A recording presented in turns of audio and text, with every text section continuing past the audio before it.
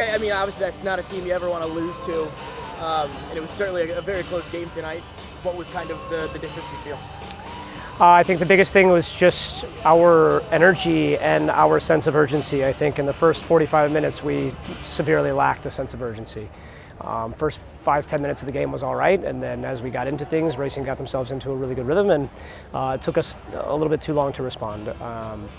So I think that was my biggest concern and frustration with today is just our energy levels individually. Had to make a couple of changes tactically at halftime, and I think that helped us out, just with the change of our shape, but also some personnel. I mean, we certainly saw the energy in the last 5-10 minutes once that goal went in. How do you get it there without having to score to get it, I guess? Yeah, again, I think it's just the change of shape at halftime, and just kind of how we wanted to try to get them to play into where we had numbers up in the field. And with a couple of the changes we made, it just gave us a little bit more pace getting in behind, and I think just having to their back line deal with a little bit more athleticism, put them under a bit more pressure, and I just think our sense of urgency was better in the second half, and it's just really stressing. It wasn't at the level it needed to be at halftime. It kind of felt like it needed somebody to kind of like take ownership almost.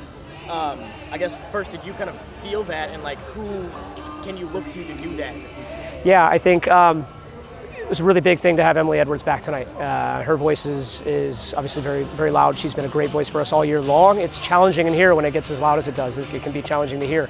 I know some of the girls in the front line struggle to hear all the way from the front to the back, and I know some girls struggle to hear me on the other side of the field. So it can become a game of telephone at time, but again, it's just pushing our younger players to be more vocal as well, and that's been one of our biggest challenges this year with the amount of young players we've had in the team, is just getting them comfortable and getting them more willing to communicate with the players around them and be demanding when they need to be.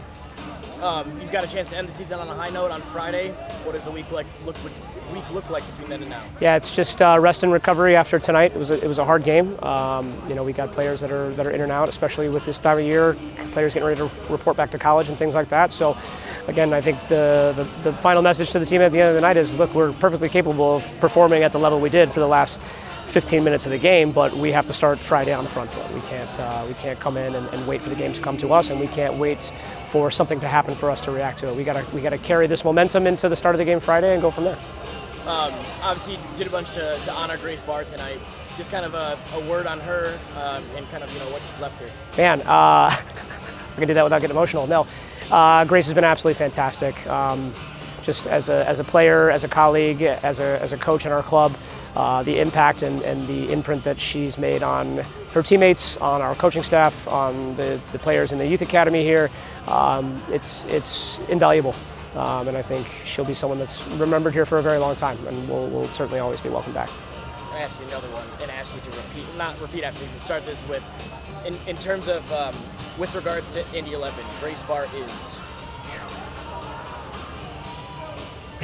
Grace Barr is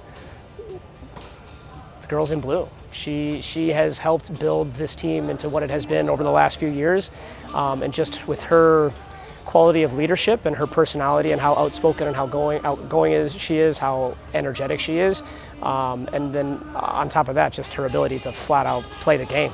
All of those things combined, her personality along with the incredible soccer player that she is, I think she just embodies everything that we're about here. You said this is a young team. Grace is leaving. Some of the older players too, just not been around as much. So who do you see as the next Grace? Who is that person that steps up with Indy for the next few seasons? I think we'll find that out in the next year. I think we've got a lot of really powerful, really strong young players that are coming through the youth academy, and it's hoping that some of the young players we brought in from around the country will want to come back. But I think it's just going to be taking a really close look and keeping track of these academy kids as they go to college and become more confident in who they are and their ability to communicate with players around them. So I think from a soccer perspective, it could be any one of our players, and it's just going to take a little bit of time to see how they continue to grow and develop as people as well as soccer players.